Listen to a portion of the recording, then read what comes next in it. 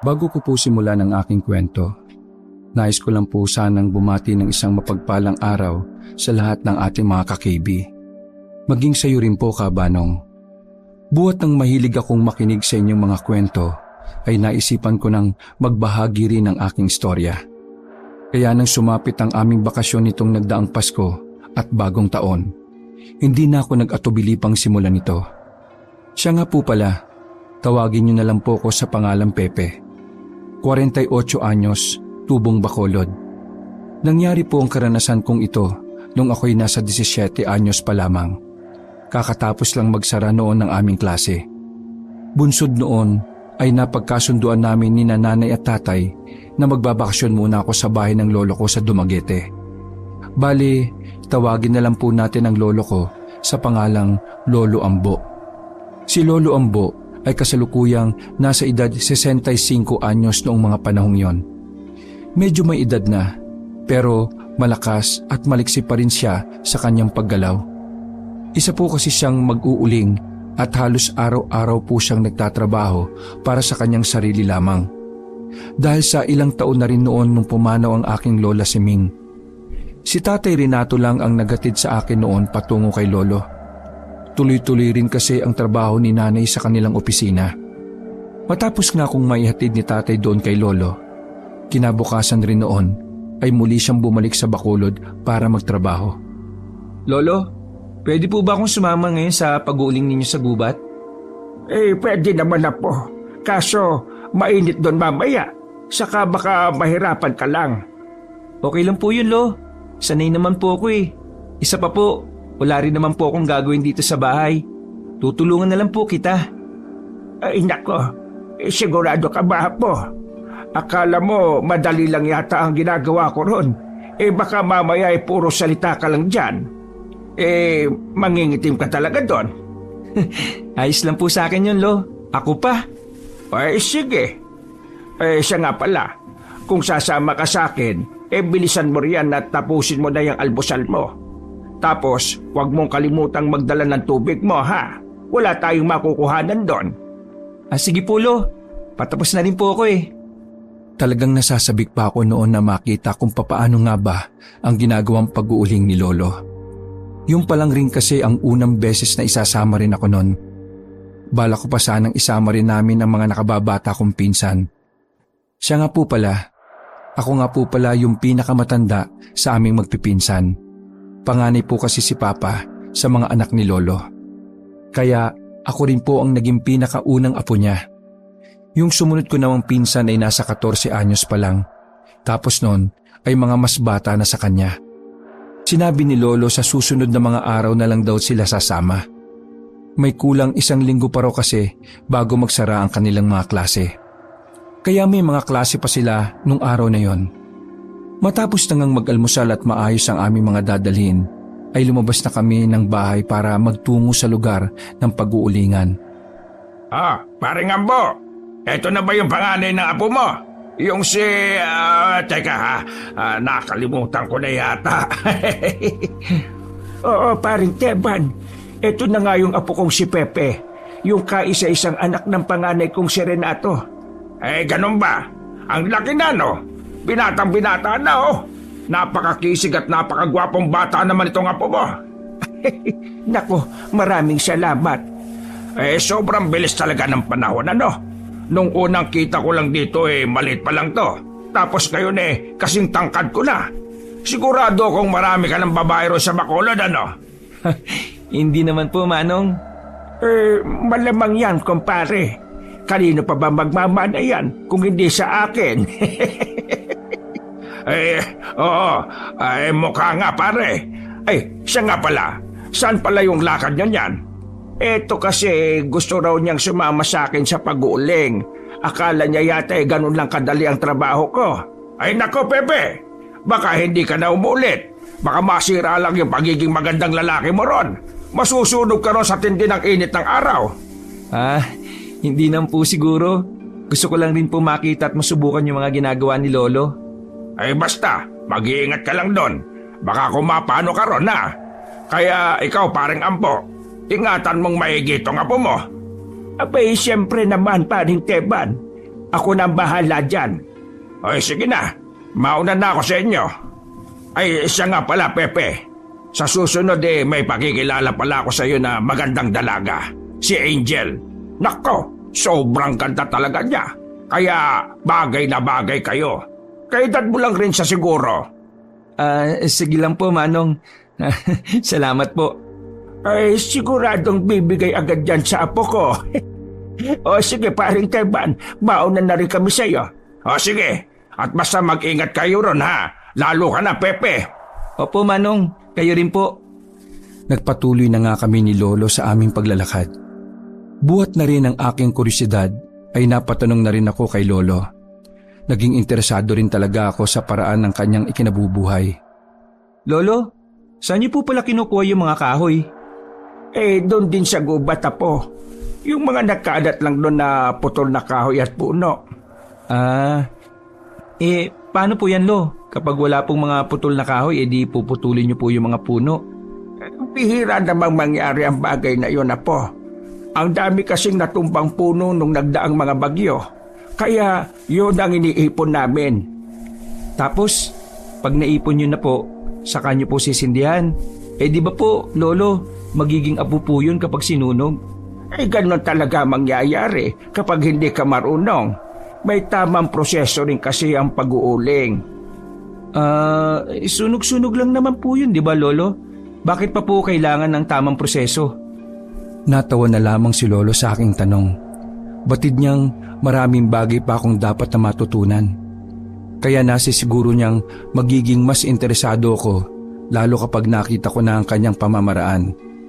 Hindi naman kasi basta makasunog ka na lang ng kahoy makakagawa ka na kaagad ng uling, apo. Kailangan mo rin bigyan ng pansin ang magiging kalidad nito. Ganito, kung ikaw ang customer na bumili ng uling ko, gusto mo ba mausok ang gagamitin mo sa pag-iihaw? O di kaya'y mabilis maubos ang uling mo? Di ba hindi? Opo, siyempre naman po, Lo. Gusto ko po yung pinakamagandang uri ng uling. Saka baka hindi na ako ulit bumili sa'yo kapag pangit ang ibinenta mo sa akin. Kung ba? Yun nga po. Kaya yan ang ituturo ko sa'yo.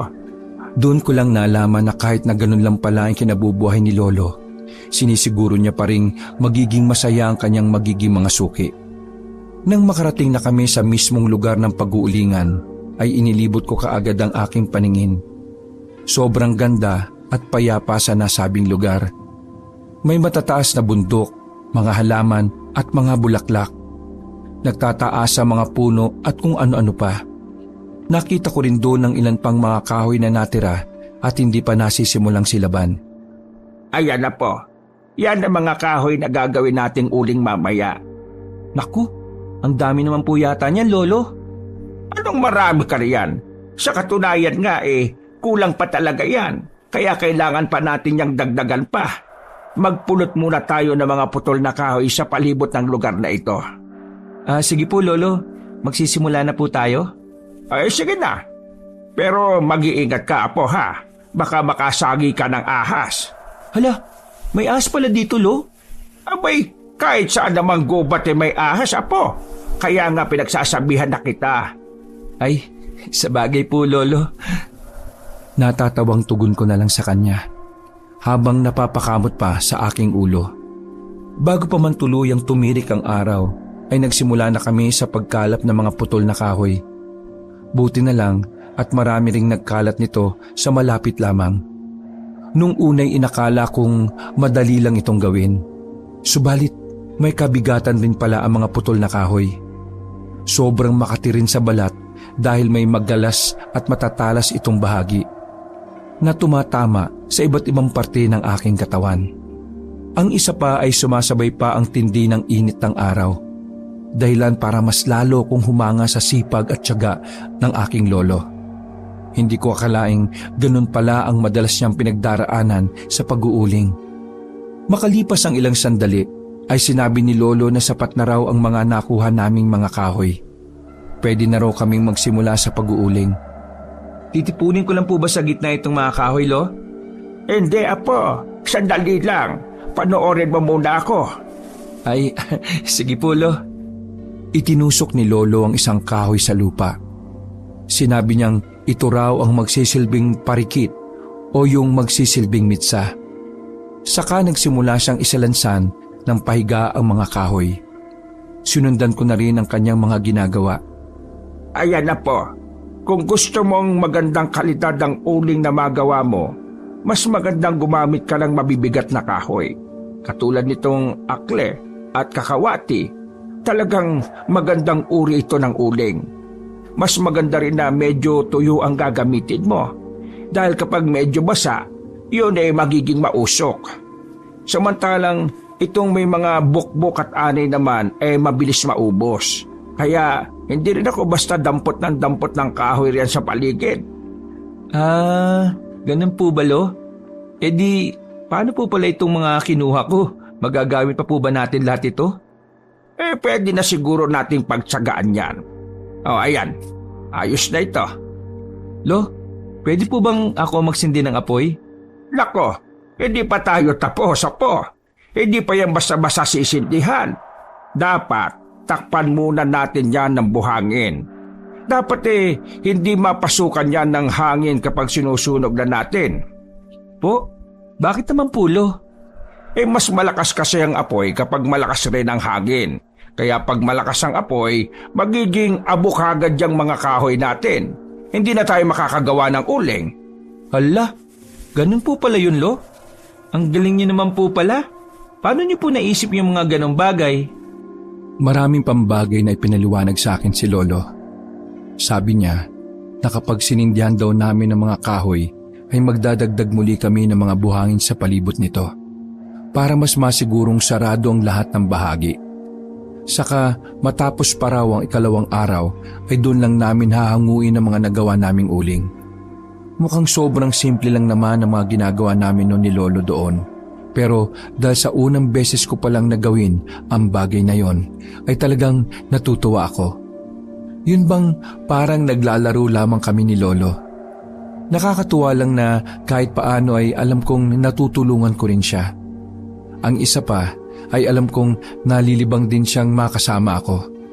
Sandali muna kaming naupo sa ilalim ng isang puno para na rin magpahinga at kumain. Sobrang saya at sobrang payapa talaga sa pakiramdam na gawin ang mga ganoong bagay. Malayong malayo sa ingay, polusyon, traffic at kaguluhan sa buhay namin sa syudad. May mga puntong natutulala na lamang ako habang minamasdan ang buong paligid ng nasabing lugar. Naroong nababalot kasi ng mga kulay berdeng puno at halaman sa buong kapaligiran. Ano, Apo? Hindi ka ba nayayamot rito? Ay, hindi naman po, Lo. Sa katunayan nga po sobrang saya ko nga po. Ang gaganda po pala ng lugar at tanawin dito sa lugar nyo, Lo, no? Talagang napakaswerte nyo po. Abay, syempre naman, Apo. Kaya nga mas gusto ko pang tumira dito kumpara dun sa inyo sa Bacolod Ilang beses na kaya akong niyayarya ng mama at papa mo. Ang kaso ayaw kong iwanan ang lugar na ito. Dito na ako isinilang. Dito na rin ako mamamatay. Kahit ako rin naman po, Lo, Kahit na hindi pa po ako masyadong sanay sa lugar ninyo, parang mas gusto ko na po rito. Kung pwede nga lang po sanang ilipat dito yung trabaho ni na mama at papa Nako, Apo, hindi bale. Magbakasyon ka na lang palagi dito kapag mahaba ang bakasyon nyo sa eskwela. Nagpatuloy pa nga kami sa pagkukwentuhan ni Lolo habang kumakain. Matapos yon ay nahiga muna kami sandali para maidlip. Sunod kasi naming gagawin ay isasako namin ang iba pang tirang uling na ginawa ni Lolo nung pang isang araw. Marami pa kasi ang naiwan doon sa lugar na yon. Hindi ko na malaya na nakaidlip na pala ako. Makalipas ang ilang minuto ay muli na akong nagising. Paglingon ko nga kay Lolo ay nakita kong abala na muli siya sa kanyang ginagawa. Nagsisimula na siya sa paglalagay sa sako ng mga uling. Dito ay wala na akong sinayang na mga oras pa. Agad akong bumangon upang tulungan siya sa kanyang ginagawa. Talagang napakasipag niyo pala, Lo, no? Siyempre naman, Apo. Kailangan ko rin kasing kumita ng pera. Po? Para saan naman po, Lo? Di ba mag-isa lang naman po kayo dito? Saka ano po bang pinagkakagastosan nyo dito? Di ano pa, di yung mga manok ko. Ay, yung pansabong po? Ay, bakit lo? Nagsasabong po pala kayo? Kaya po pala ang dami nyo ring alagang manok sa loob ng bakuran nyo, no? Oo, apo. Libangan ko na rin yan. Alam mo na. Kung sa bagay, mas mabuti na rin po yan, lo. Kesa palagi po kayong mag-inom ng alak. Nagiinom rin naman ako paminsan-minsan na po. Pero kontrolado ko nga lang. Kapag sinabi kong ayaw ko na, talagang tigil na ako. Okay lang po yan, lo. Basta ang importante po, nalilibang po kayo. Ay, sandali lang po pala, lo. Iihi lang po ako, Sandali lang, Naiihi na pala ako. Kagad akong dumiretso sa isang banda para umihi.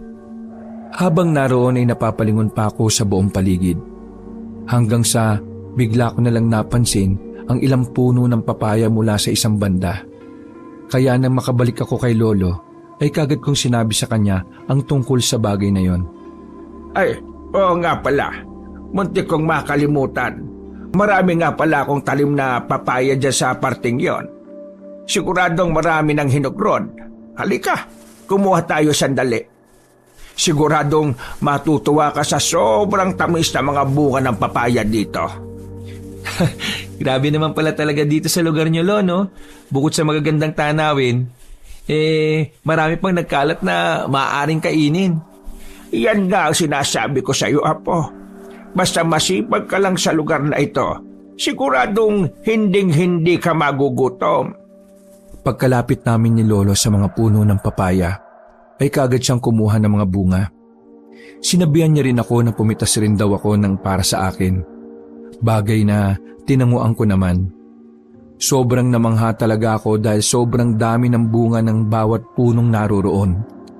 Nang tikman ko ito, ay talagang labis akong nasarapan. Napakatamis ng aking bawat pagkagat sa nasabing prutas.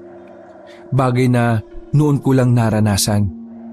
Habang patuloy ako sa paghabhab, sandali pa akong napatda sa aking kinatatayuan. May napansin kasi ako kabanong na tila kakaibang bagay sa isang puno na naroon. Bagay na kaagad akong napatanong kay Lolo. Lo, tingnan niyo po yung isang puno na yun. Ang alin dyan, Apo? Yung po, yung isang puno po ron, puro lang po siya bulaklak, tapos wala naman siyang kabunga-bunga. Oo, Apo. Matagal ko nang napapansin yan. Panay lang ang pamumulaklak niyan pero ni minsan hindi ko pa nakitang nagbunga yan.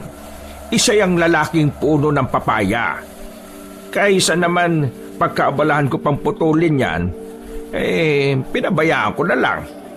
Teka po, Lo, ano po pala yung kulay itim na bagay ron? Itim? Anong itim, Apo? Ayun po, Lo, yung kulay itim na bulaklak ng papaya na yon. Saan ba dito yung tinuturo mo, Apo? Hindi ba yan, Lo? Sabay kuha ko ng isang bulaklak na kulay itim. Bagay na labis namang kinagulo ng isipan ni Lolo. Kanina niya pa kasi sinusuri ang bagay na tinuturo ko, subalit kahit anong gawin niya, wala pa rin siyang makita. Ni hindi niya nga rin nakita kung saan ko dinampot ang bagay na nakuha ko. Pagbuklat ko sa loob ng bulaklak, ay nakita kong isang bagay na parang buto lamang ng papaya. Lolo, ano po ito? Buto po ba ito ng papaya? Sandali, tingnan ko nga muna. Sandali munang natigilan si Lolo at nag-isip. Hanggang sa tila may isang bagay na pumasok sa kanyang isipan. Teka nga, Apo. Hindi kaya... ano po, Lo? Hindi kaya, mutya ito? Mutya? Ano pong mutya, Lo? Saka para saan po ba yan? Abay, tingnan mo nga naman, Apo. Kapag sinoswerte ka nga naman, mukhang mutya nga ito ng lalaking papaya. Tama! Mutya! Mutya nga ito! Ang swerte mo naman, Apo. Wow! Talaga po, Lo? Oo! Mutya ito na pampaswerte. Sobrang tuwang-tuwa kami ni Lolo dahil sa bagay na yon. Hindi man siya masyadong sigurado, subalit malaki raw ang tsansa na isa nga yung mutya. Kailangan daw naming mapatunayan ang bisa nito. Ayon pa kay Lolo, minsan na niyang narinig ang tungkol dito. Ang bagay na yun daw ay mainam na pampaswerte. May iba pa daw nagsabi na may dulot din daw itong pangproteksyon sa masasamang tangka. Kagad niyang ibinalik sa akin ang nasabing itim na mutya. Nang masiguro ko na ang kaligtasan nito, ay pansamantala muna kaming bumalik ni Lolo sa aming ginagawa. Matapos yon ay napagpasya ni Lolo na umuwi na sa aming bahay. Kinabukasan na lang daw namin dalhin sa kanyang suki ang mga dala naming uling. 2 sako ang binitbit ni Lolo, samantalang ang isang sako naman ay sa akin. Hanggang sa tuluyan na nga kaming nakarating sa aming bahay. Medyo hapon na rin pala sa mga oras na yon, kaya nagsimula na rin magsaing si Lolo. Samantalang ako naman ay pansamantala munang naupo sa upuan sa harap ng lamesa. Talagang labis ang pagod ko mula sa maghapong pagsama kay Lolo. Nang medyo nakapahinga na, ay kaagad na akong nag-igib ng tubig sa labas ng bahay. Naroon kasi ang poso ni Lolo. Habang abala ko sa aking ginagawa, ay bigla na lang akong natigilan. Mula sa labas ng bakuran ay natanaw ko ang isang ubod ng gandang babaeng naglalakad. Sa tansya ko ay halos kasing idaran ko lang din siya. Sobrang puti at kinis ng kanyang balat. Mahaba at mala-artista ang kanyang buhok, Kabanong. Basta na lamang kumalubog ng sobrang bilis ang aking dibdib. Hanggang sa hindi ko na tuloy alam ang aking gagawin. Walang ano-ano at bigla na lamang nabaling ang kanyang paningin sa akin. Bagay na biglang nagpanganga sa akin. Natanto ko na lang na katatapos ko lang pala sa pag-uuling, kaya sobrang dungis ko talaga ng mga oras na yon. Dahil doon ay kaagad akong nakaramdam na matinding hiya sa magandang dalaga. Sa sobrang pagkataranta ay naisip kong tumakbo papasok sa bahay. Pero bago pa man ako tuluyang makaalis sa aking kinalalagyan, ay nasagi ko pa ang timba na may lamang tubig na naging dahilan ng aking pagkadapa sa lupa. Sobrang pulang-pula talaga ako noon dahil sa napakatinding pagkapahiya sa kanya. Nang pasimple ko pa siyang lingunin, ay nakita kong parang pinipigilan niya ang matawa sa akin. Wala na tuloy akong nagawa noon kung hindi ang muling bumalik sa pagbobomba ng poso at magkunwaring parang walang nangyari. Nang tuluyan ng makaalis ang magandang dalaga, ay saka pa lamang ako nahimasmasan. Subalit, hindi pa rin nawala ang pagkapahiya ko sa kanya. Ay, grabe talaga oh. Sobrang nakakahiya. Ano naman to? Wala na talaga, Pepe. Ay sus! Sabay napasuntok na lang ako sa kawalan. Hindi ko napansin na kanina pa pala puno ang timba ng aking iniigiban. Basta patuloy lang ako sa pagbobomba. Habang patuloy na nag-iisip sa kanyang kaganapan, basta na lamang akong nangiti. Saka biglang napangiwi. Papalit-palit ang matinding kilig at pagkapahiya sa aking isipan. Pero may napakaganda rin pala na babae dito. Sino kaya siya? Ano kayang pangalan niya? Ay, sana makakilala kami. Hanggang sa napukaw na lamang ako ng sigaw ni Lolo. Ay, Pepe! Ano? Ano na nangyari sa iyo riyan? Bakit ba ang tagal mo riyan? Nag-alala na ako sa iyo eh. Akala ko kung napaano ka na. Nandyan na po, Lo. Nahirapan lang po ako na gamitin itong poso ninyo. Ano? Paanong nahirapan? Eh ang dali-dali lang naman gamitin yan. Kaya nga po, Lo eh. Ang dali lang po pala nito. Pagbitbit ko sa timba ay parang muling may kuryenteng dumaloy sa aking buong sistema. Nakita ko kasing muli ang kaninang babae na sobrang ganda. Tila nakatingin siya sa akin at talatang parang natatawa. Dahil sa kaninang pagkakapahiya ay napayuko na lamang ako at dali-daling pumasok sa loob ng bahay. Diyos ko naman na po. Ano ba nangyayari sa iyo? Bakit ba masyado kang nagmamadali? Nagkanda tapon-tapon na yung tubig mo, oh. Mamaya kalahati na lang yung laman ng timba mo pagpasok mo sa kubeta. Sorry po, Lo. Narinig kong sandali munang lumabas si Lolo. Saka narinig ko ring natatawa siyang nagwika. Ay, nako apo. Kaya naman pala, nakakita ng magandang babae. Ay, nako, we're dead over there. In Tagalog, patay tayo dyan. Muli kong narinig na pumasok si Lolo sa loob ng bahay. Habang nasa loob ako ng kubeta, ay nagsalita si Lolo. Magaling ka talaga po, ha? Manang-mana ka talaga sa akin. Po, ano po yun, Lo? Ay sus, kunwari ka pa. Halata namang sobrang in love ka ron kay Angel eh. Ha? Sino po? Si Angel? Sino po yun, Lo? Eh di sino pa? Eh di yung magandang babaeng pinapantasyahan mo kanina. Kaya palang tagal mo sa labas kanina, ha? Ay, grabe naman po kayo, Lo. Kung makasabi naman po kayong pinagpapantasyahan, hindi ba pwedeng nagandahan lang muna? Pagkatapos kong maligo, ay nagpatuloy pa nga ang pangaasar sa akin ni Lolo. Hanggang sa napatanong na lang ako ng ilan pang bagay tungkol sa magandang dalaga. Bagay na sinabi naman sa akin ni Lolo. Siyang araw ay si Angel. Katulad ko ay nasa 17 taong gulang na rin siya. Anak daw siya ng kapitbahay ni Lolo na sina Mang Gaspar at Aling Apeng. Panganay siya sa 2 magkakapatid. Ang sumunod sa kanya ay nasa 13 taong gulang naman na lalaki. Dahil sa aking mga nalaman ay mas lalo kong nasabik sa aking pananatili roon sa lugar ni Lolo. Bukod kasi sa mga nakakatuwang gawain at magagandang tanawin, ay bigla na lang may bumihag sa aking puso. Sino ba naman kasi ang hindi mababaliw sa taglay na alindog ni Angel?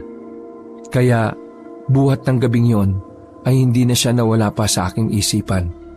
Habang nakahiga na ako noon sa papag, ay patuloy ko lamang siyang binapantasya. Tandang-tanda ko pa, Kaabanong. Iniisip ko pa noon na 2 lamang kaming napadpad sa isang isla. Doon ay nanirahan kami sa loob ng isang kuweba. Dahil nga sa pantasya lang naman, ay talaga namang sinagad-sagad ko na ang nasa aking isipan. Basta lahat na siguro ng pinakakasukdulan ay iniisip ko na. Hindi ko na rin tuloy na malaya ng oras. Hating gabi na pala at hindi pa rin ako nakakatulog. Nang makaramdam ako ng tawag ng kalikasan, ay kaagad akong nagtungo sa kubeta. Pabalik na sana ako noon sa aking higaan sa tabi ni Lolo, ay sandali akong natigilan sa aking paglalakad. Tila may narinig akong kumusyon ng mga tao sa labas. Hindi ko pa basta masiguro. Subalit sa palagay ko ay may mga taong parang nagkakagulo. Bunsod noon ay dali-dali akong nagtungo kay Lolo. Lo, gumising po kayo. Gising! Ano ba yun, apo? Lo, parang may nagkakagulo po sa labas. Pakinggan niyo po, oh. Teka, sandali lang. Parehas muna kaming nakiramdam at nakinig ni Lolo. Hanggang sa sabay rin naming nakumpirma ang lahat. Narinig naming nagsisigawan ng ilang mga kababaryo ni Lolo. Kaya naman, dahil sa pagiging mausisa ni Lolo, nagpasya na rin siyang lumabas para alamin ang mga bagay-bagay. Sandali lang, apo, ha? Dito ka lang muna sa loob. Pero Lo, sasama po ako sa iyo. Teka muna, apo. Aalamin ko lang muna sandali ang lagay bago kita tatawagin. Saad ni Lolo na tinanguan ko na lamang. Dali-dali na nga lumapit sa bukuran si Lolo. Habang ako naman noon ay nakadungaw lamang sa maliit na siwang. Nakita ko pang may lumapit na isang lalaki kay Lolo. Saka kinausap siya nito. Nang makita ko namang nagmamadali na rin si Lolo na pumunta sa mga taong nagkakagulo, ay hindi na rin ako nagdalawang isip pa. Dali-dali na rin ako lumabas ng bahay para sundan sila. Pero bago pa man ako tuluyang lumabas ng bakuran, ay pansamantala muna akong nagpalinga-linga. Nang matanto kong wala namang kakaiba, ay saka na ako dali-daling lumapit sa kanila. Lo, ano po nangyari dito? Oh, bakit sumunod ka pa dito, apo? Delikado rito. Hindi po yan, Lo. Dito lang po ako sa likod nyo. Pero ano po ba nangyari? May aswang, iho. Biglang nanlaki ang aking mga mata dahil sa aking narinig. Hindi ko pa man masyadong napapatunayan ng kanyang mga pahayag, ay alam kong may basihan ang kanyang mga binitiwan. Hindi ko tuloy maiwasan noon ang lukubi na matinding takot. Kaya mas lalo pa akong lumapit kay Lolo at nagsimulang ilibot ang aking paningin sa kung saan-saan. Talaga po? Nasaan po yung aswang? Saka ano pong ginagawa niya? Takot kong tanong sa mama habang patuloy pa rin sa aking pag-oobserba. Nakawala daw, pero hinabol na nila. Sana'y mapatay na yung aswang na yan. Rinig kong tinig pa ng isang ale. Buti na lang kamo, nakita kaagad ni paring Usman. Kung hindi, baka nilamon na ng aswang na yon ang sanggol ni kumaring Kengkeng. Buti na lang kamo, hindi siya nagtagumpay na mambiktima dito sa baryo natin. Lintik talaga yung aswang na yan. Pag ako nakakita niyan, talagang tatatarin ko ng pinong-pino yung lintik na yan. Sandaling nagpatuloy pa ang pag-uusap at pagmamasid ng mga tao. Habang ako naman noon ay natulala na lamang. Palingon-lingon sa kung saan-saan. Inaasahan na baka aksidenteng makita ko rin ang nasabing aswang. Napalitan na lang ng mas matinding pagkabog ang aking dibdib nang biglang makita kong muli ang magandang babaeng si Angel. Napansin kong nakatingin lamang siya sa aking direksyon. Kung hindi ako nagkakamali, kanina niya pa ako siguro napapansin. Talagang hindi ko alam ang gagawin ko ng mga oras na yon, Kabanong. Sobrang nahihiyaman at parang wala sa sarili, ay pilit ko pa rin inayos ang aking sarili. Natatawa na lang talaga ako kung bakit may kung anong bagay na lang na pumasok sa aking isipan. Sa kabila kasi ng lahat ay naisip ko pang bigla na lang na magpa-cute sa kanya. Dahil sa alam kong nakikita niya ako, nagkunwari akong hindi ko siya nakikita. Sa halip ay tumingin lamang ako sa malayo. Sabay hinimas-himas ko ang aking manipis na bigote sa aking baba. May papungay-pungay pa kunwari ng aking mga mata. Ni hindi ko talaga sinubukan man lang na tumingin sa kanya. Basta, patuloy lamang talaga ako sa aking ginagawa. Inaasahan ko rin kasing mabibigani rin siya sa taglay kong kagwapuhan. Siguro ay nasa ilang minuto pa akong nasa ganong posisyon. Sapat na siguro para maakit ko ang nasabing magandang dalaga. Subalit sa muli kong paglingon sa kanyang kinaroroonan, ay bigla na lang akong nadismaya sapagkat wala na siya ron. Sa makatuwid ay nagmukha lamang pala akong tanga sa aking pinaggagagawa. Napakunot ang aking noo nang makita kong may isang lalaki ang nakatingin ng masama sa akin. Sa tansya ko noon ay halos kasing idaran ko lang rin siya. Sobrang talas at matalim ang kanyang mga mata na parang may gustong iparating sa akin. Sandali pa muna akong napalingon sa ibang dako. Ngunit sa pagbalik ko ng tingin sa kinalalagyan niya, ay tuluyan na rin siyang nawala. Bagay na nagsimula na akong magtaka. Hanggang sa bigla na lang nagsalita ang nakababata kong pinsan na si Tope. Ala, anong nangyari sa iyo, Kuya Pepe? Bakit may pahimas-himas ka pa ng bigote yan? Tapos, may papikit-pikit ka ba? Ha? Anong... Wala. Para kang sira kanina eh. Akala ko nga nababaliw ko ni. Tapos may pangiti-ngiti ka pa. Natatawang napakamot ulo na lang tuloy ako sa kanya. Hindi ko inaasahang may ibang nakapansin din pala sa akin. Grabe rin talaga yon. Nagmukha na naman akong tanga sa mga mata ni Angel. Ay nako, siya nga pala, Tope. Kilala mo ba yung Angel? Ha? Si Ate Angel?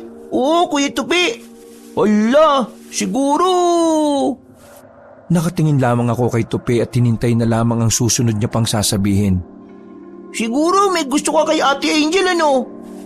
Bigla ko na lang tinakpan ang bibig niya. Sabay lingon sa mga taong nasa paligid kung may nakarinig nga ba sa kanya. Bago pa man niya ako tuluyang asarin, sinabihan ko na lang na bibigyan ko siya ng pera kapag tumahimik na siya, na bagay na ikinatuwa naman niya. Kaya binitiwan ko na rin siya. Hanggang sa niyaya na akong umuwi ni Lolo. Pinaunan na rin niya ang aking mga tiyo at tiya, maging ang ilan ko pang mga pinsan. Nang makauwi, imbis na tungkol sa aswang at katatakutan ang isipin ko, ay muling nabaling ang aking atensyon kay Angel. Napansin ni Lolo na ngingiti-ngiti ako habang nakahiga sa kanyang tabi. Pepe, apo, ano ba yung iningiti-ngiti mo riyan? Para ka lang nasisiraan ng bait dyan, ah. Siguro si Angel na naman yan, no? Huwag ka naman masyadong magpahalata. Hindi naman po yun, Lolo. May naalala lang po akong bagay na masaya. Pagdadaylan ko na lamang sa kanya. Hanggang sa hindi ko na lang namalayan na nakatulog na pala ako. Pagsapit ng umaga ay tinanghali na pala ako ng gising. Dahil doon ay hindi na lang ako ginising ni Lolo. Nag-iwan na lang siya ng almusal sa lamesa at nauna na siyang umalis. Bala ko na lang na pagtapos kong mag-almusal ay saka ako sumunod kay Lolo. Total, alam ko na rin naman ang lugar ng pag-uulingan. Palis na sana ako noon nung muli kong maalala ang isang bagay. Yung bagay na nakuha ko sa papaya. Ang mutya ng lalaking papaya. Kaya kagad akong nagtungo sa aking salawal na nasa labahan at kinuha ko ang bagay na yon. Doon ay nagsimula na akong maglakad para puntahan sana si Lolo. O apo, saan ka pupunta? Sambit ni Lolo nang masalubong niya akong tila nagmamadali sa paglalakad. Lo, nandito pa po pala kayo sa bahay. Akala ko po pumunta na kayo sa ulingan Hindi pa, apo. Dinala ko lang yung 2 sakong uling sa suki kong tindahan. Ganun po ba, Lo? Di, pupunta na po tayo niya sa ulingan. Hindi muna, apo. Martes kasi ngayon. Sa tuwing Lunes, Miyerkules at Biyernes lang ang punta ko roon. Kaya kapag mga ganitong araw iba-iba ang ginagawa ko. Talaga po, Lo? Ano po pala ang gagawin natin ngayon? Magbebenta sana tayo ngayon ng mga alagang manok ko sa palengke. Pero alam ko namang napagod ka rin kahapon sa pagsama mo sa akin kaya maglilibang muna siguro tayo. Saan naman po tayo pupunta, Lo? Saan pa nga ba? Di sa sabungan. Tamang-tama para masubukan na rin natin yung mutya mo. Mukhang masaya nga po yan, Lo. Sige po, mabuti pa nga po ganun. Kagad na kinuha ni Lolo ang buong kanyang manok na dalusapi. Anya pa ni Lolo na ito raw ang paborito niyang manok. Sa 5 laban daw ng ama nito ay 4 ang panalo at 1 lamang ang talo. Kaya nasisiguro niyang hindi raw ito basta matatalo. Samantalang pinakuha niya rin sa akin ang isa pa niyang manok na talisain. Susubukan rin daw niya itong ilaban kahit na ito pa lamang ang una nitong magiging laban. Masaya na nga kaming nagtungo ni Lolo sa loob ng nasabing sabungan. Unang laban ay inilapag na ang talisain na dala namin ni Lolo. Unang birada pa lang ito sa kalabang labuyo ay napuruhan na kagad ito. Nasa pool ng tari ng aming talisain ang tagiliran ng kalabang labuyo. Nung una ay nagagawa pa rin makapalo ng labuyo. Pero hindi rin nagtagal ay unti-unti na rin itong nanghina at bumagal sa kanyang paggalaw. Sa ilang angat ng sentensyador ay hindi na makatuka pa ang labuyo. Samantalang gigil pa rin ang aming talisain. Kaya matapos ang bilang, panalo na ang meron. Sa ika-4 na laban ay ang paboritong dalusapi naman ni Lolo. 2 palo lang ng pakpak nito at 1 tama ng tari sa lig ng kalabang sinibalang, nagwagi na kagad ito. Dahil doon ay sobrang saya namin ni Lolo. Marami tuloy ang nabilib at namangha dahil sa tindi ng ipinakitang galaw ng 2 manok ni Lolo. Lumapit pa sa amin ang isa niyang kumparing mayaman at nag-alok ito ng sobrang laking halaga kapalit ng 2 manok ni Lolo. Subalit tumanggi lamang si Lolo sa kanya. Bagay na naunawaan naman ng lalaki at tumabi na lamang sa amin. Nagpatuloy pa si Lolo sa kanyang pagtaya sa mga sumunod na laban. Ni isa rito ay walang pumalya. Kaya naman sobrang tumabo talaga kami ng araw na yon. Dahil doon ay binigyan niya kagad ako ng 1,000 bilang balato. Grabe, apo. Napakaswerte natin ngayong araw na ito Kaya nga po, Lo, ang gagaling po ng manok niyo Hindi lang kamo basta magaling. Mukhang swerte talaga tayo dahil sa mutya mo. Sabi ni Lolo sa akin. Inihatid muna namin sa bahay ang 2 manok ni Lolo dahil sa sobrang saya niya ay niyaya niya kung kumain na lang daw kami sa bayan. Habang naglalakad na nga kami patungo sa bayan ay nasa lubong namin ang isa niya pang kumpare na si Mang Gaspar. Parang sobrang saya mo naman yata ngayon, parang ambo. Sino ba itong magandang lalaking kasama mo? Apo mo ba ito? Ay, oo. Ikaw pala, paring Gaspar. O heto, sa'yo na itong 500. Nanalo kasi kami sa sabong nitong apo ko eh. Nako, pare, salamat sa balato ha. Ay, siya nga pala. Ito ba yung anak ng panganay mong si Renato? Oo, pare. Anak nga yan ni Renato. Ang laking tao na ano. Saka ang gwapo. Para sa akin. Siya, gwapo. Pero ikaw, pare, napaglipasan ka na eh. Pepe, apo, magpakilala ka sa biyenan mo. Magmano ka. Bigla na lang akong nataranta sa mga sinabi ni Lolo. Hindi ko alam na yun pala ang ama ng magandang babaeng si Angel. Magandang araw po. Ako nga po pala si Pepe. Nakayokong wika ko sa kanya. Halos hindi ko man lang magawang tingnan ng kanyang mga mata dahil sa matinding pagkabigla. Kaya naman naibaling ko na lang ang aking paningin sa lupa. Magandang araw naman sa'yo, iho. Nagkakilala na ba kayo ng anak ko? Sa katunayan yan, hindi pa kumpare. Kararating lang kasi nitong apo ko eh. Saka mahiyain kasi ito. Walang problema. Mabuti pa mag-inom tayo sa bahay mamaya. Isama mo itong apo mo para may pakilala ko kay Angel. Sabay baling pa ni Mang Gaspar sa akin. Pepe, iho, marunong ka bang uminom? Hindi pa po eh. Sandali pang nagpatuloy ang aming pag-uusap hanggang sa tuluyan ng nagpaalam si Lolo. Habang naglalakad kami noon ay sobrang saya ko talaga. Sobrang nasasabik rin ako dahil sa niyaya kami ni Lolo ng tatay ni Angel. Siguradong magkakakilala na rin kami sa wakas. Pagkarating namin ni Lolo sa bayan ay kaagad kaming dumiretso sa isang restaurant. Sige na po. Orderin mo na ang lahat ng gusto mo. Pinili ko pa noon ng sisig at calamares. Samantalang si Lolo naman ay papaitan at kalderetang kambing. Sobrang sarap talaga ng pagkakaluto nila. Kaya nang maubos namin ng kanin ay napa-order pa kami ng tig-2 pa. Halos hindi na tuloy kami makagalaw nung dahil sa tindi ng aming kabusugan. Matapos ang aming sandali ng pamamahinga ay nagtungo muna kami sa bilihan ng inihaw na manok. Gusto kasi ni Lolo na magdala rin ng pasalubong sa mga tiyo at tiya ko. Pagka-uwi namin ay dumiretso na kami sa bahay ng aking mga pinsan. Nasa isang bahay lang rin ang pagitan nito sa mismong bahay ni Lolo. Dahil sa laki ng naipanalo namin ay nagbigay rin siya ng balato sa kanila. Ilang sandali pa ay umuwi muna kami ni Lolo sa bahay. Ilang saglit pa lang rin kaming nakakauwi ay narinig namin ang isang tinig. Mang Ampo! Mang Ampo! Halos napaigtad na lang ako noon sa aking pagbangon nang marinig ko ang napakagandang tinig. Hindi pa man ako sigurado noon pero bigla na lang pumasok sa aking isipan si Angel. Sa hindi ko malamang dahilan ay dali-dali akong napadungaw sa bintana. Nanlaki na lamang ang aking mga mata nang bumungad sa aking harapan ang napakagandang si Angel. Doon ko palang nasilayan ng mas malapitan ang kanyang muka. Tunay ngang napakaganda niya na parabang isang artista. Sobrang puti at kinis pa talaga ng kanyang muka at balat.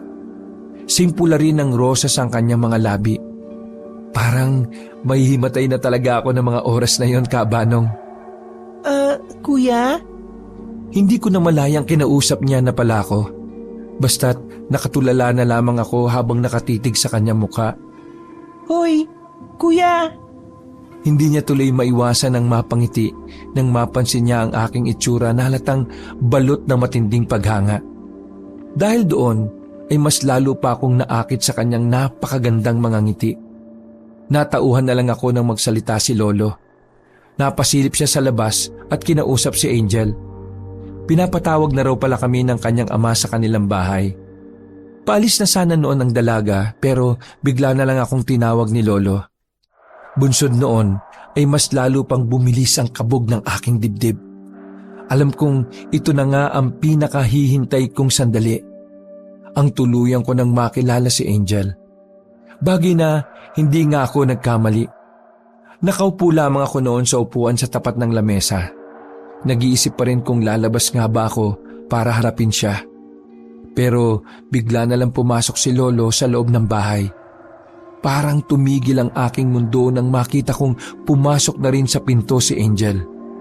Napatayo lamang noon sa gilid si Lolo. Malapad ang kanyang ngiti. Habang nakaabang lamang sa mga susunod na eksena. Parang hihimatayin na talaga ako ng mga oras na yon, Kabanong. Kitang-kita ko rin ang sobrang pamumula ni Angel.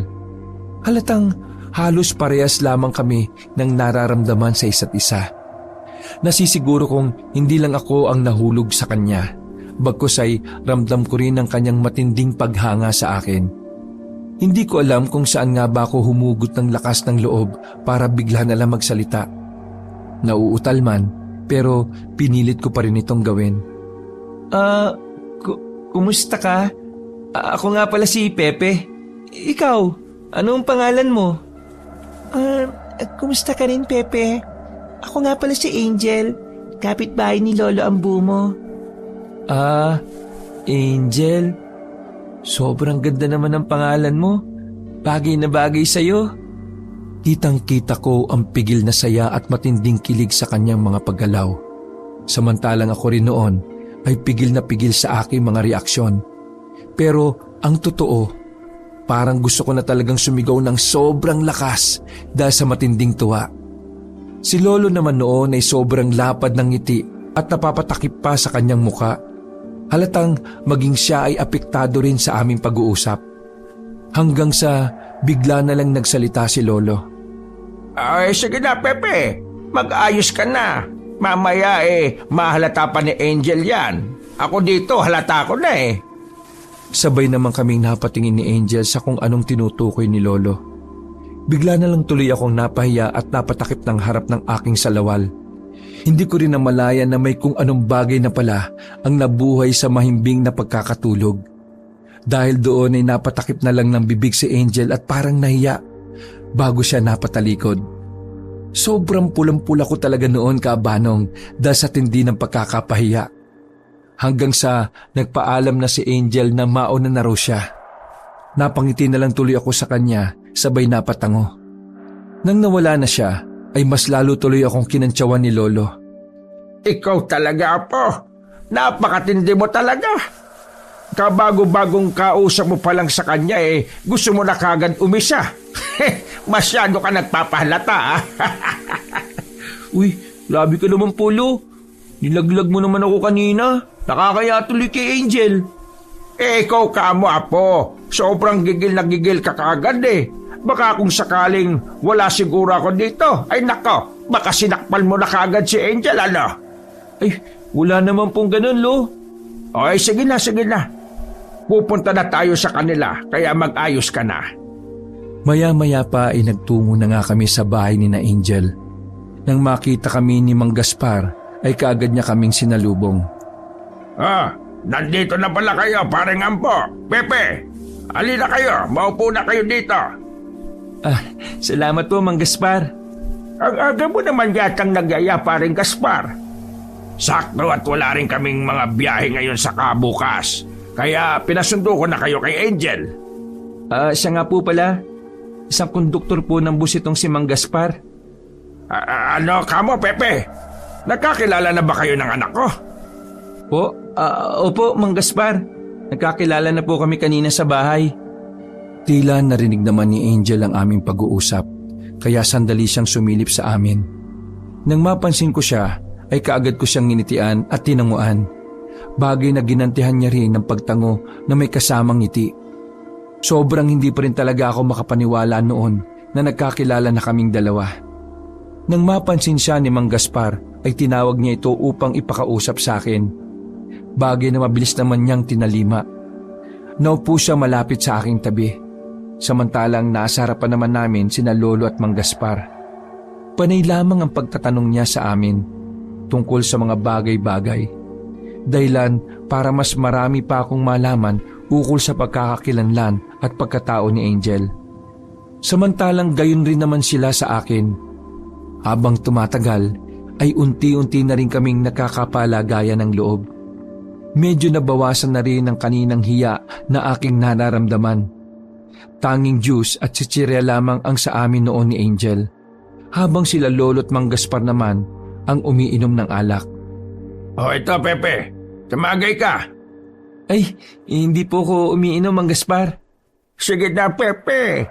Kahit isang tagay lang. Pakitaan mo naman si Angel. Bigla na lang akong napatingin kay Angel. Hindi ko man alam pero bakit parang humihingi ako ng paintulot sa kanya nang hindi ko rin namamalayan. Hanggang sa bigla na lang siyang napatango sa akin. Hudyat na pinapayagan niya akong tumagay. Bunsod noon ay inabot ko na ang baso. Saka tinagay ang laman nito. Gin na may juice at yelo pala ang laman ng aking baso noon. Samantalang silang dalawa naman ay purong gin lamang at yelo.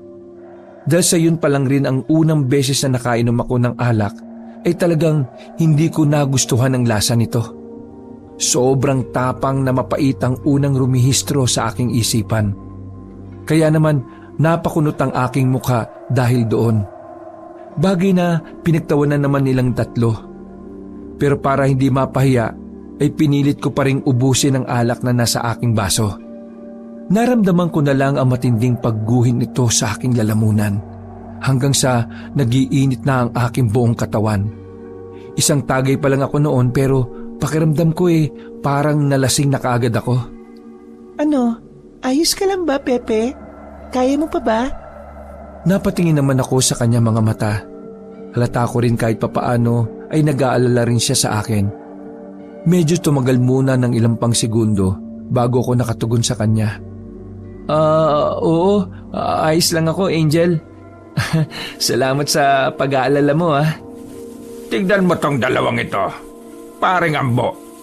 Isang tagay pa lang ang apo mo akala mo naman kung makapag-alala itong anak ko.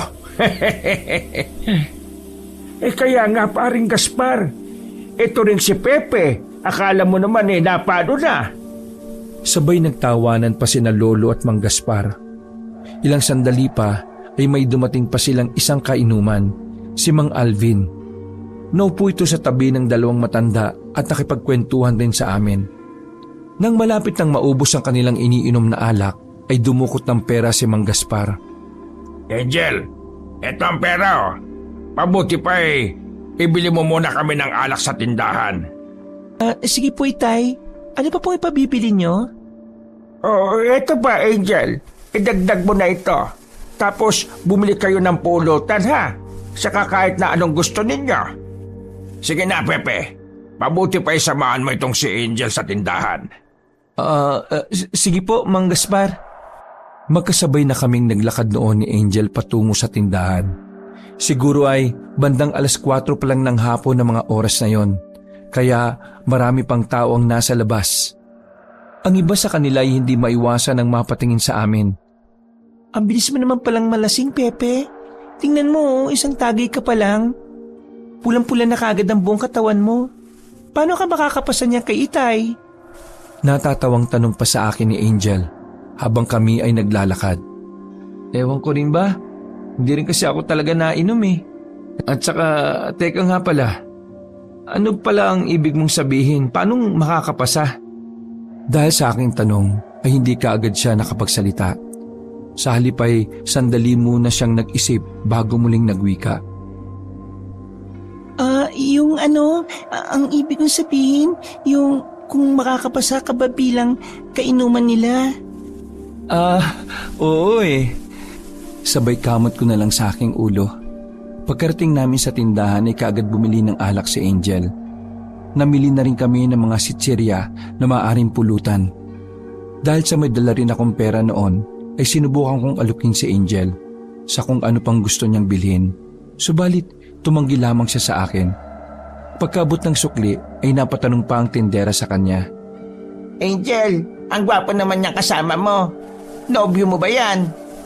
Sandaling nakatinginan pa kami noon ni Angel. Tila parehas kami nag-aantay sa aming reaksyon sa isa't isa. Dahil doon ay parehas na lang kaming napatawa hanggang sa muling bumaling ang atensyon ni Angel sa babaeng tindera at saka lumingon. At saka tumugon. Hindi po, Aling Baby. Apo po siya ni Mang Ambo. Taga Bacolod po siya. Ganun ba?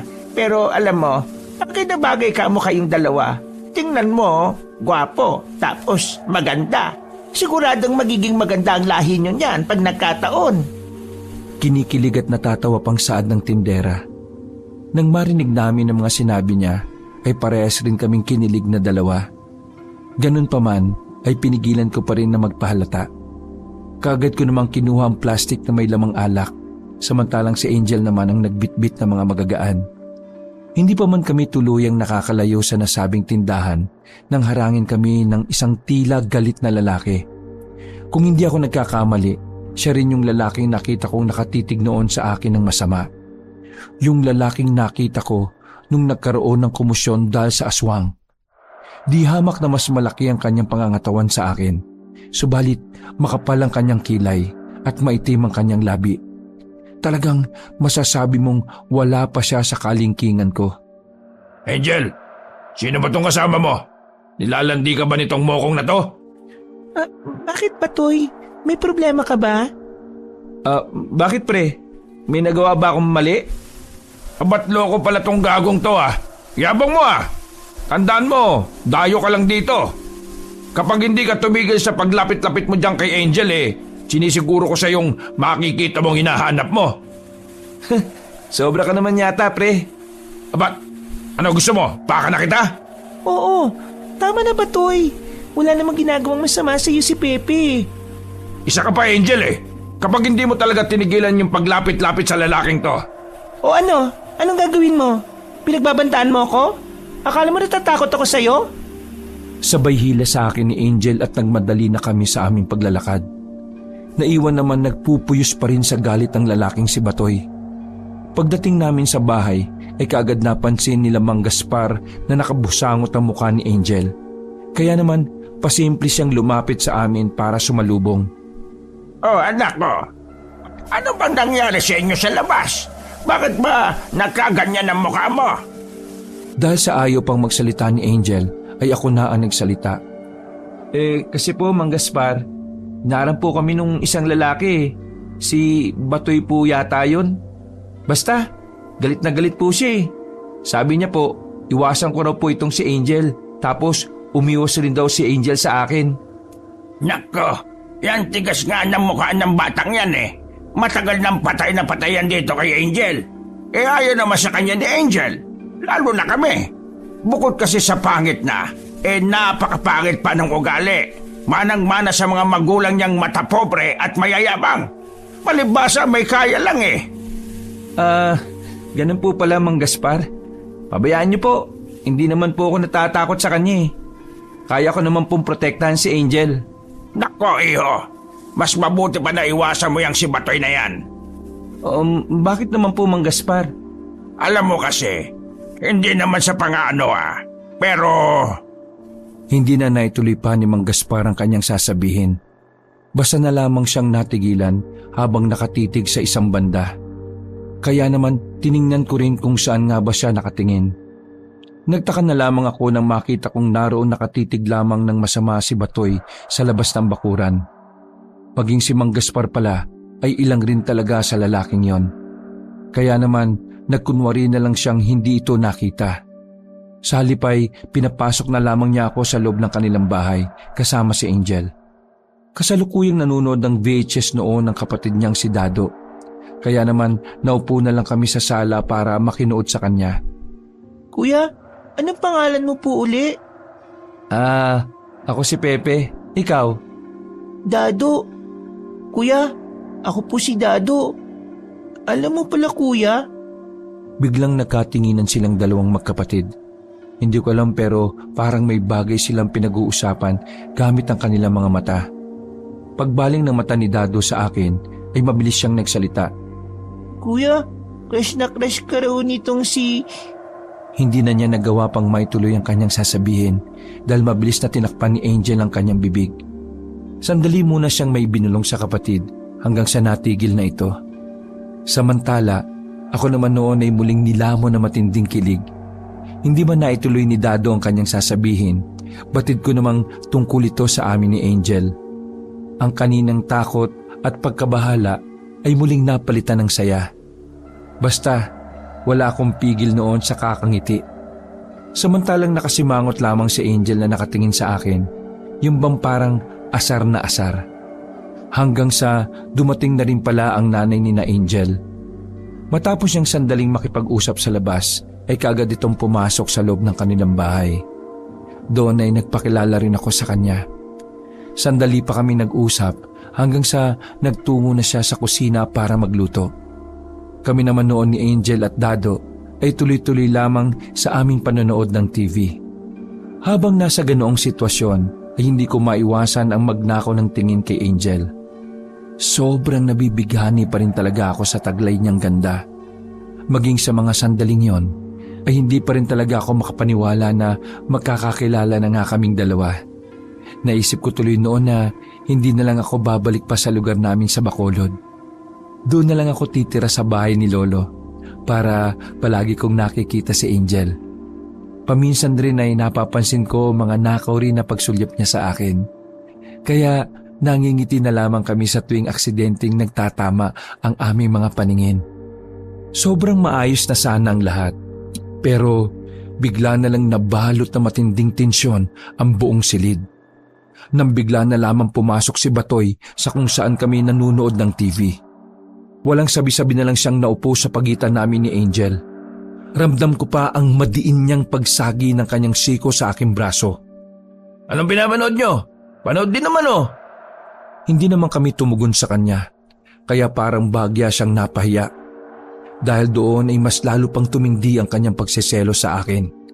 Marahan niyang ibinaling ang kanyang galit na paningin sa akin. Nakita ko pang panay lamang siya sa kanyang pagbulong ng kung ano-anong bagay. Wari bang pilit niya akong itinataboy. Kaya naman hindi ko na rin talaga maiwasan ang mainis sa kanya. Bukod kasi sa napakapangit talaga niya, ay nakakapanggigil rin ng kanyang pag-uugali. Napakabastos at walang modo. Talagang gustong-gusto ko na rin talaga siyang sapakin ng mga oras na yon. Subalit iniisip ko pa rin si Angel na baka maging bayolente ang pagtingin niya sa akin. Kaya wala talaga akong magawa ng mga oras na yon kung hindi ang magsawalang kibo na lamang at patuloy na magtimpi. Ano pre? Hindi ka ba uuwi? Bakit pre? Ano ba kasing problema mo? Bakit ba hindi ka nalang makinood dyan? Di ba sabi ko sa'yong umuwi ka na? Gusto mo ba talagang tamaan ka sa akin? Ay naku Batoy, umalis ka na nga.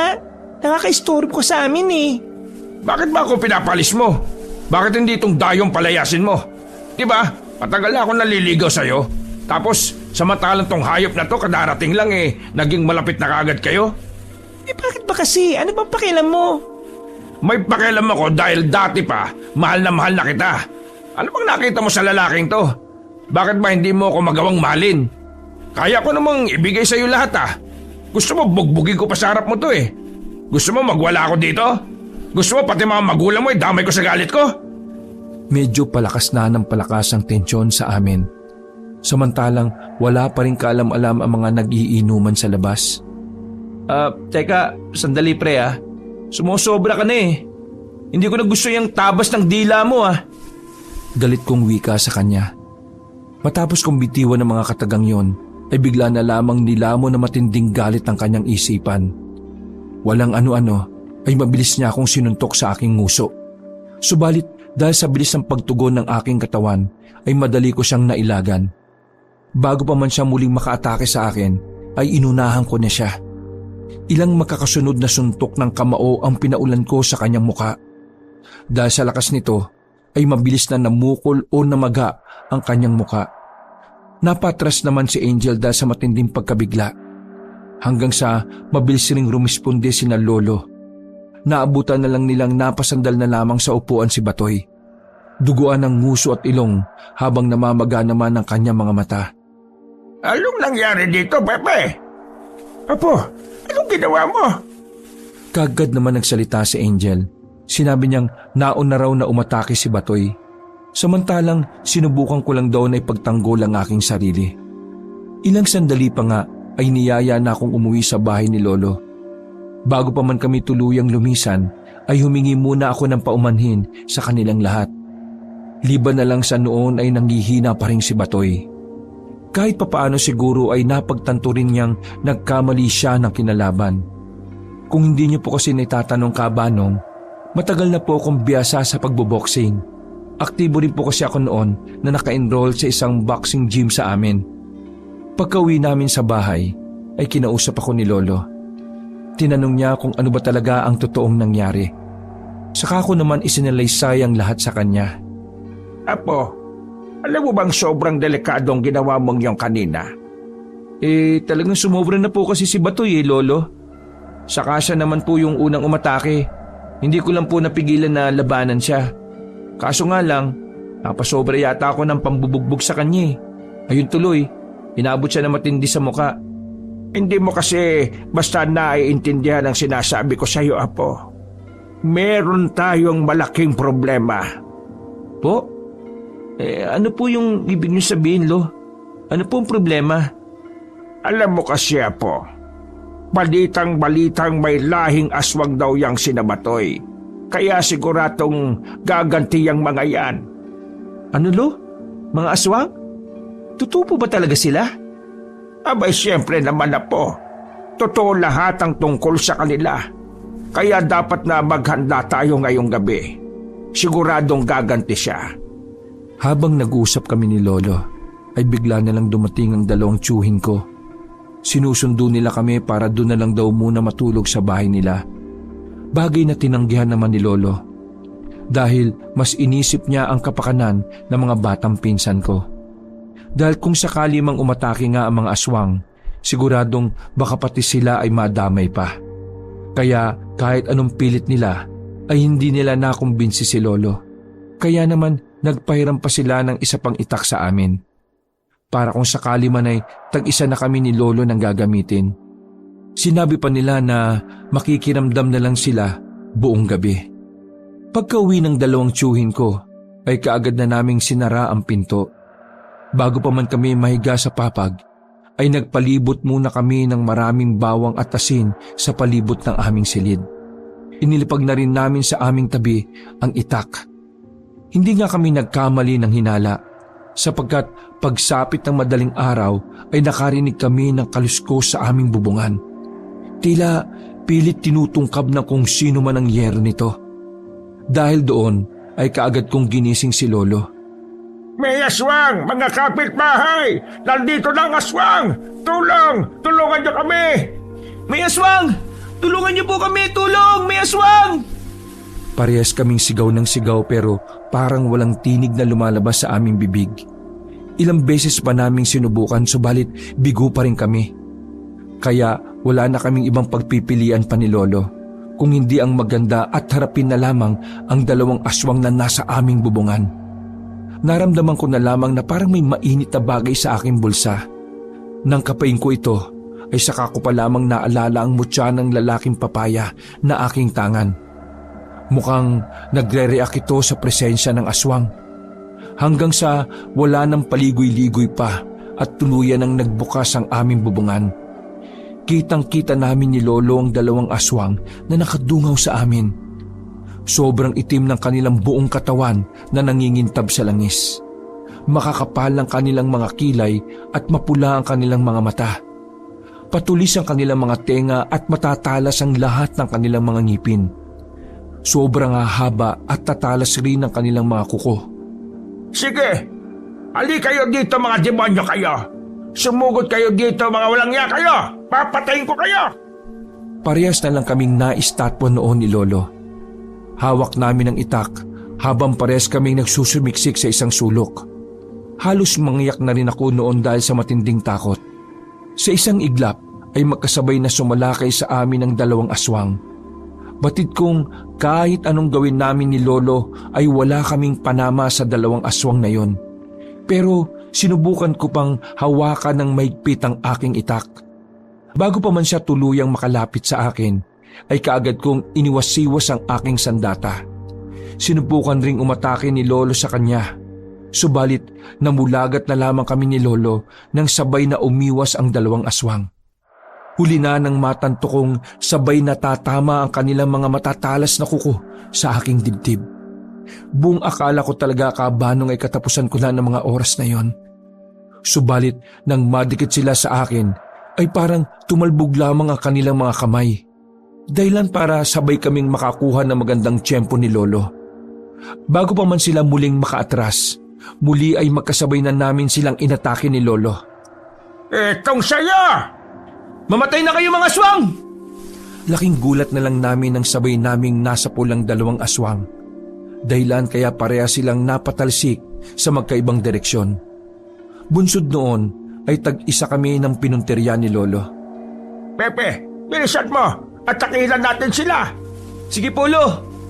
Gamit ang aming mga itak ay pinagtatataga namin ng 2 aswang at maya-maya pa ay dumating na ang mga taong nagsisigawan. Sobrang takot na takot at hindi rin sila makapaniwala. Kitang-kita nila ang 2 patay na aswang na noon ay hindi pa tuluyang nakakabalik sa kanilang pagiging tao. Ako man noon kabanong ay sobrang nagtaka kung paanong nangyari ang mga bagay na yon. Hindi talaga ako makapaniwalang harapan naming nakasalumuha ang tunay na mga aswang. Ang isa pa ay napatay pa namin sila. Naisip ko tuloy ang tungkol sa mutya na aking tangan. Kaya dagli ko itong inilabas sa aking bulsa. Gayon na lamang ang aking naging pagkabigla na magkanda durug-durug na pala ito. Marahil ay bunsod yun ang ginawang pag-atake sa amin ng 2 aswang. Sa huling pagkakataon, ibinuhos ng itim na mutya ng lalaking papaya ang kanyang buong lakas upang protektahan kami ni Lolo. Kung gayon, bukod pala sa pampaswerteng dulot nito, ay nakakagawa rin itong magbigay ng proteksyon o taga-iwas sa kanyang tagapagtangan. Tuluyan mang itong nawala sa akin, ay labis pa rin akong nagpapasalamat kabanong.